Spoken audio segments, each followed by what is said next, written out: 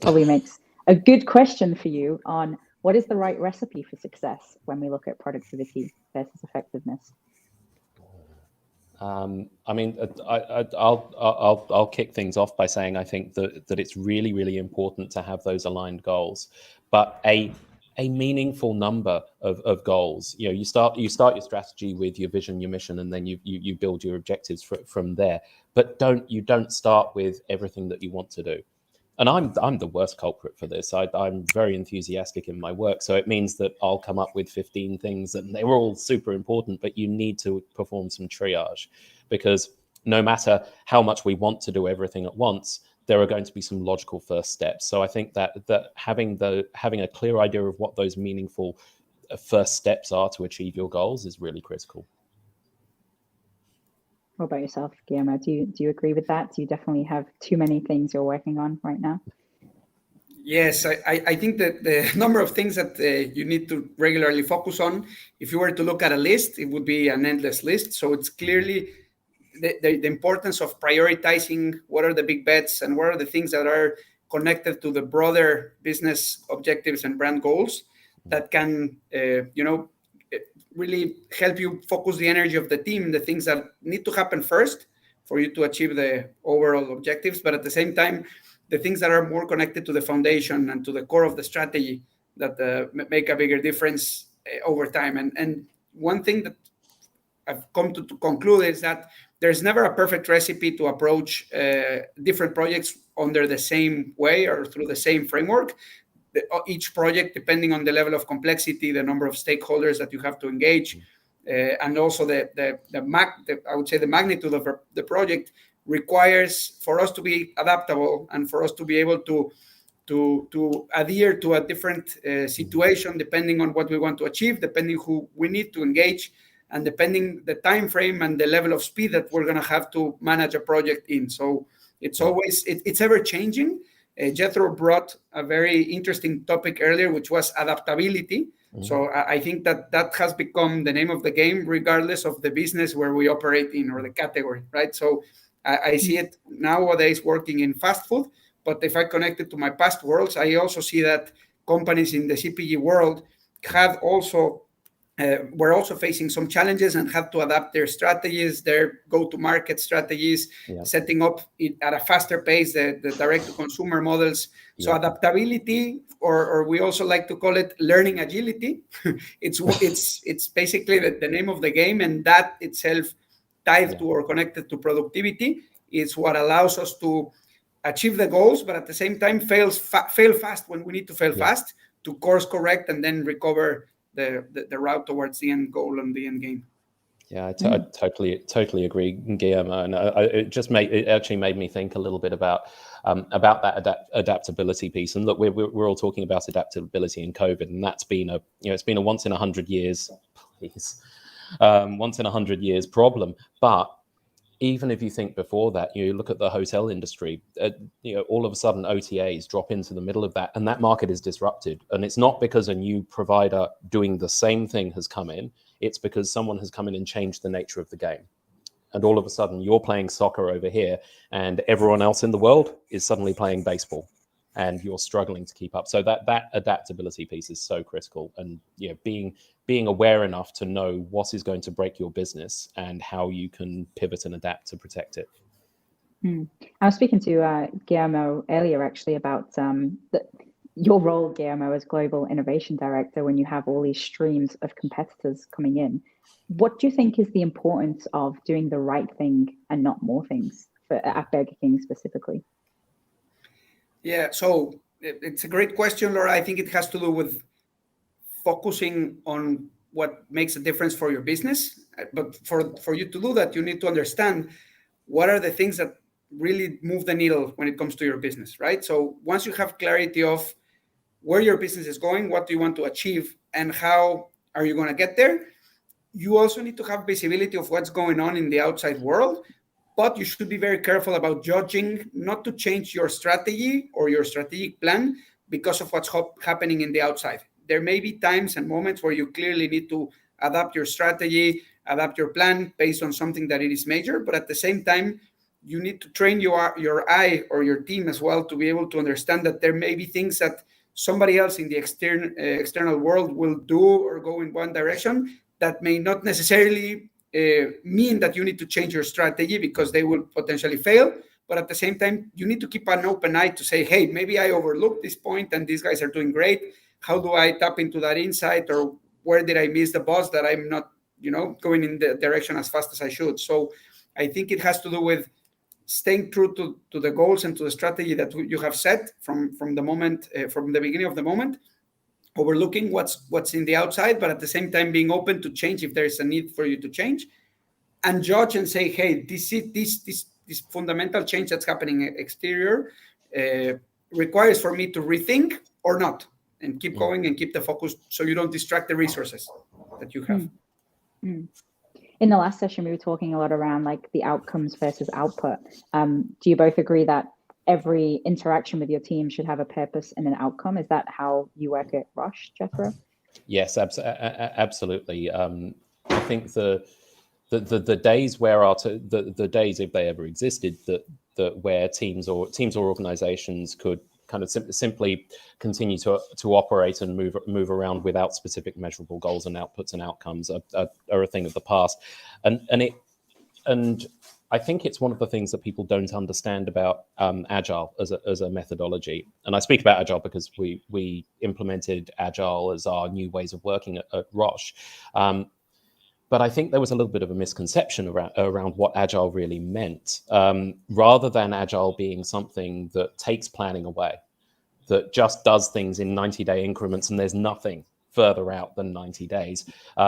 Agile is a different way, a way of almost hard coding curiosity, that curiosity that Guillermo was talking about, that you have to be this curious scientist and observe everything. It doesn't mean you have to do everything.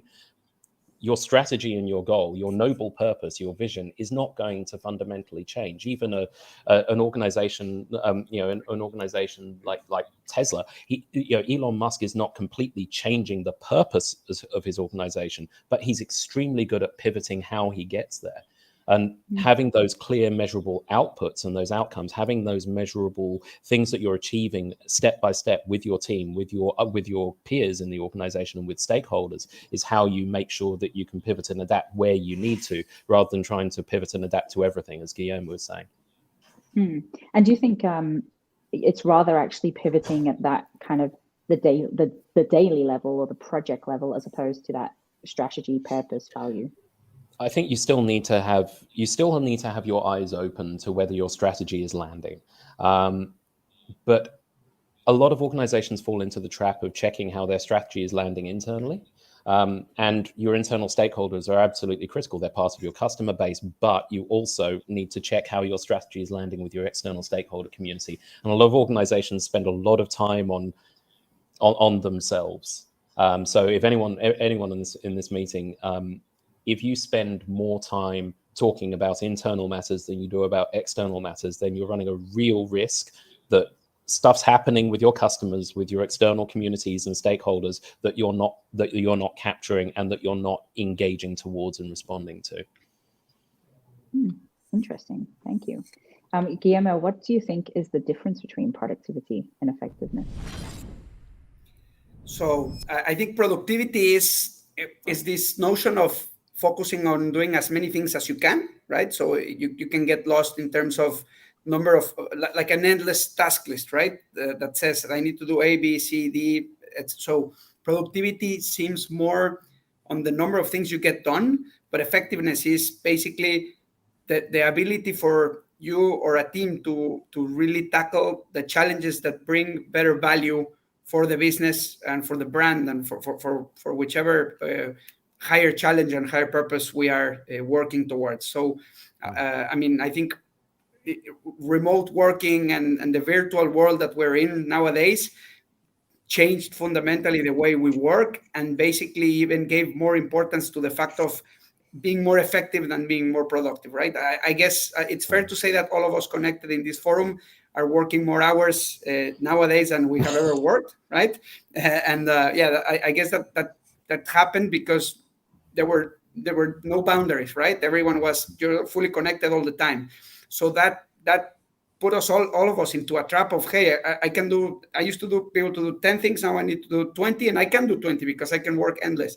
But we also, as leaders, need to be able to set the ground rules as well, and say, hey, as long as we focus on the things that make a bigger difference and that are connected to this higher purpose, it doesn't matter if it's 10 or it doesn't matter if it's 2, as long as we're moving the needle and pushing the project or pushing the initiative or the launch or the campaign in the right direction. So I think it's so productivity can be focused on a number of things, which is a trap. I think effectiveness is the focus on the things that make a difference, even if it means a less or a smaller number of actual things that you get done. Yeah. I really like that. I really love how you framed that. With that being said, Jethro, what do you? We talked about earlier around how the business really shifted when COVID hit through the testing that you had to bring on board. But how do you think you've helped shift teams to kind of work better or smarter than harder, if we think about that scenario? I think very much what Guillermo was talking about, making sure that we've got that effectiveness measurement in place. So rather than, and we're not perfect on it. I mean, I think we were talking earlier, just before this session. There are those conversations where toys get thrown out of the pram, and everyone goes, "Oh my God, we can't possibly do this." But as long as we are working towards a shared common goal, and ultimately that comes from the start. You can't kind of create a shared goal at the end and say, "Oh, by the way, we're heading here," because by that point, as a leader, everyone's kind of skewed off behind and around you, and you're not providing a framework that's going to help anyone succeed. And I think, to that effectiveness point, you need to have some kind of framework, some kind of plan, some kind of idea of what success looks like. You need to have some kind of idea of what that effectiveness matrix looks like, so that you can set meaningful steps and activities. Because we can all work every hour that is sent to us, and I think some of us do. But as leaders, that's a little bit risky, because on the one hand, you start to set your objectives, you start to set your measurement for success unrealistically, because you base it on an unsustainable resource. But the other thing that you do is you model certain behavior for your team. So by being the person who's on a call at 10 o'clock at night and then on another call at 6 o'clock in the morning, and by being in 17 meetings a day, which, and apologies, that's, if there is anyone from my team watching this, that's what I do. But by being that person, you actually model negative behavior. You model the productivity piece. You model the I'm super busy piece, rather than these are the things that I really need to focus on. I think in terms of just bringing it back to how we responded to COVID, the biggest thing that having a shared vision and mission does, and it resonates very strongly at Roche, because we're a for-profit company, but we're also a purpose-driven company. All of our staff, they work for Roche because they genuinely believe in what we're trying to do. We're trying to provide better health outcomes for everyone in Australia. We're trying to help people. We're trying to help patients understand what their conditions mean to them, what treatments they have access to, and ultimately to help save lives. Everyone's got that sense of purpose. So if you have a shared vision or goal, then that whole notion of silos, that whole notion of, well, this is my bit of the job, and then I stop at 4:30 because it's not my job anymore, it's their job, you lose that, because everyone's coming together to achieve this thing, driven by purpose and also driven by a shared sense of achievement and outcome. I'd love to hear more around, particularly because you're both in very different, sides of the coin. Let's say you've got a very purpose-driven business, and then you have a fast food. And business. then you've got Roche, yeah.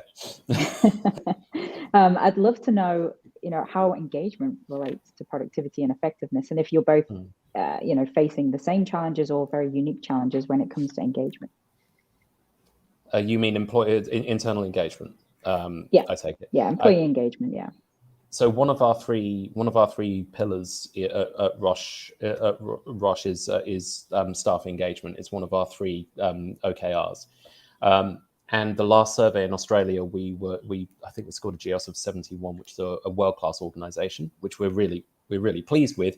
But I mean, certainly, if you have members of your team who are disenfranchised, if you have members of your team who are disillusioned, if you have members of your team also who can't see how the thing that they have an emotional connection to, the thing that they really want to achieve, not just for their own sake, but also for their friends, for their family, for their community. If they can't see how that's going to be achieved, then that can be very, very demotivating and demoralizing. So, and I guess the only answer I have to that is transparency, being as open as you can as every step of the way, sharing as much as you can, and breaking down any silo wall that you see. Amazing. How does that contrast to baking, Guillermo? Yeah, no, I think this concept of effectiveness connected to team engagement, I think is crucial. I can relate to the moment where we were beginning to face the effects of COVID in the fast food business, right? So, of course, we went into a very negative spiral because people were not going out of their homes, and they weren't used to ordering delivery or takeout as much before because they could just walk into any of our restaurants around the world. And then we started to face this issue of I mean, the business that we used to know was basically obsolete, considering the new habits and practices of people that were, first of all, paranoid. Second, they were not clear if they could go out or not. They were not even clear if ordering via delivery was safe or health-wise, you know? So this basically started to put a paralysis into the business. And what I did with my team at the time was, hey, guys, we need to take a step back and acknowledge the fact that the rules of the game are changing. We need to reshape the strategy in a way that we focus the efforts on the few things that are going to make a difference, right? So we started out with being very critical about the current strategy at the time and saying, based on the new set of rules that, you know, the world is giving us nowadays, what are the things that continue to be important and continue to matter, and what are the things that we need to reframe completely? For example, having to refocus the efforts from all of the channels that were being affected towards delivery, properly setting up the operation in the restaurants to be able to accomplish all of these orders coming in through delivery platforms that it used to be, I don't know, 5%, and then it became 35% of the volume. And you know, the service hours were different. The peak hours were different because people were now ordering. So they were no longer so marked peak hours. So we needed to reshape the full operation, but that operation came from a strategy reshaping based on the new set of rules. But connecting it back to the engagement piece, one thing that we needed to do prior to this reshaping of the strategy was connecting the team into a bigger purpose, which was, we need to recover sales, we need to recover business momentum. Yes, of course, because we're obsessed with generating more sales, more orders, and serving more customers and preparing more Whoppers around the world. But also, what's the bigger thing behind, right? There's a lot of people and families that depend on this business operating well, right? And we need to continue opening more restaurants, generating more jobs, and ensuring that the people that are already working with us continue to have a job and continue to bring food home and continue to be, you know, happy working. So there was this notion of the business needs to recover, yes, from the business side, but also because of the higher purpose that this business has, because there's a massive footprint of restaurants around the world and a huge number of families and people who depend on it. And we are a brand that is really, really focused on ensuring that people have the best experience possible when they walk in. And the crew needs to be able to live and breathe that, that notion of feeling like a king whenever you walk into any BK. So connecting the team engagement in the office to be able to reshape the strategy, and that strategy connected to what happens in the restaurant, and retrain the people, refocus the resources, basically reorganizing the operation. I would say it was a major transformational project that allowed us to recover sales, recover traffic, recover brand momentum, and therefore then the bigger purpose of ensuring that all of those people kept their jobs and we keep on opening restaurants and remodeling and, you know, growing. It just ties all together. So team engagement is clearly one of the things that is in the center of the productivity factor, but at the same time, it really drives a sense of belonging. It drives people wanting to stay and wanting to work, not just a number of hours and a number of projects, but also connecting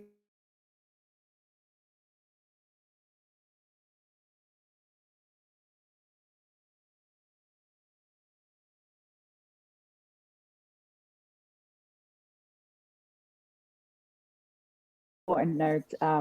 It's amazing how many businesses actually, without the foundations that BK have around how do they pivot towards now delivering their goods in a safe way. And I think being in that room where you were talking about how you're going to combat that with the reliance on third parties like Deliveroo and Just Eat. You mentioned earlier around the concept of failing to plan or planning to fail. Which one of those concepts do you think you were facing in that moment? I mean, it doesn't sound like you were failing to plan because you got together and repivoted, but were you planning on failing, or can you talk a little bit about that? Sure. Yeah. I mean, one of the pieces of the strategy was to reframe fully the digital ecosystem that PK had at the time to really accelerate the journey there, right? And we acknowledged the fact that for us to move fast in that dimension, we were going to start kicking off a few work streams, knowing that not all of them would be successful in the end of the day, but all of them would be rooted into a fundamental strategic choice, which was how do we get to more people? How do we get to know these potential guests better? And how do we drive a connection so it's as personalized as it can be, right? And we kicked off a conversational commerce pilot through WhatsApp. We kicked off the relaunch of our CRM platform.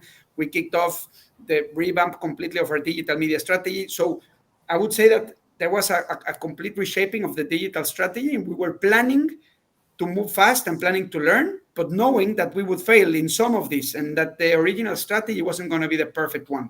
So, I mean, I have endless examples of where we slightly overspent, where we were short in terms of, allocating certain budget to be able to learn and to codify a pilot within the digital landscape. So I would say that we planned for failure, but at the same time, we planned for learning and for fast turnaround so we could codify what was going to be the meaningful pieces of the puzzle to rebuild the business and to recover growth as fast as possible. There's been such a common thread throughout the sessions today on really truly connecting with the customer on that like deep personal level. How difficult is that at Roche, Jethro? I mean, I guess connecting with our customers is not it can be a bit of a challenge, especially in the healthcare space. We are obviously restricted in terms of how much engagement we can undertake in that space, and most of our growth, very much the flip side of BK. Most of our growth is major tenders because we deal in that large healthcare and infrastructure. I think one of the things that we're seeking to do, and one of the things that's most crucial, is building the connection with the customer's customer, with the patient, building that sense of connection between our staff and the work that they do, the work that every member of our team does, and the customer at the end of the day. We've had some wonderful town halls at Roche this year where we brought in patient stories. Where, for example, there was someone who was diagnosed with liver cancer. There was someone who was diagnosed with prostate cancer. Bringing in their stories of what that diagnosis meant to them, what it meant to them to find out, what it meant to them to have knowledge so that they could get treatment, the impact it had on their families. And it provides that extra sense of motivation. Another great example is the 22Q program, and encourage everyone to have a look for 22Q. It's really it's not widely known. It's a diagnostic test that will pick up a condition called 22Q, as you might have guessed. It is relatively prevalent. It has, I think, a diagnosis rate of one in 1,000 women during pregnancy. and the foundation just do such wonderful work. So please do look them up. And the notion that we can support an organization that is doing that kind of work, the notion that our tests can support their work, that can support people finding that information out, is really powerful. And I think it's one of the things that maybe calls out a readjustment of how we all look at our organization. In the old, in the old world, the critical elements of an organization, or the elements of an organization that receive the most attention potentially, would be, the customer growth, the sale, those sales aspects. But in COVID, every single company has discovered that actually it's their supply chain, it's their customer service, it's their management of third parties, as Guillermo is talking about there with the channel partners. That's what keeps our lights on. That's what keeps our customers connected. And that, ultimately it's our existing customers that they are our noblest purpose. They're the people that we should be looking after. It's not as sexy as new business, but it's so critical. And if I think of one moment that really moved me, and this was before I started at Roche, but there's a thank you card to all of the warehouse staff for all of the work that they put in. I mean, they worked tirelessly to make sure that PCR tests were available as soon as possible in Australia, and testing was going on for COVID to help protect our communities. So being part of something like that really does help build that connection with what we actually do. I love that element of bringing the patient or the customer's customer into that town hall. I think that's so important to connect what you're working on, how it's actually playing a part in the growth and how the business is moving forward. You mentioned earlier around using agile methodologies, and you also touched on OKRs. Can you talk a little bit about the agility myth busting? Yeah, I think I mentioned it a little bit earlier.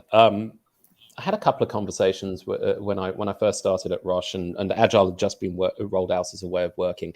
And some of the conversations were just, obviously getting to know my new team and talking to people about the need for the need for a plan. What plans are in place for 2021? What are some of the key strategic milestones that we need to hit?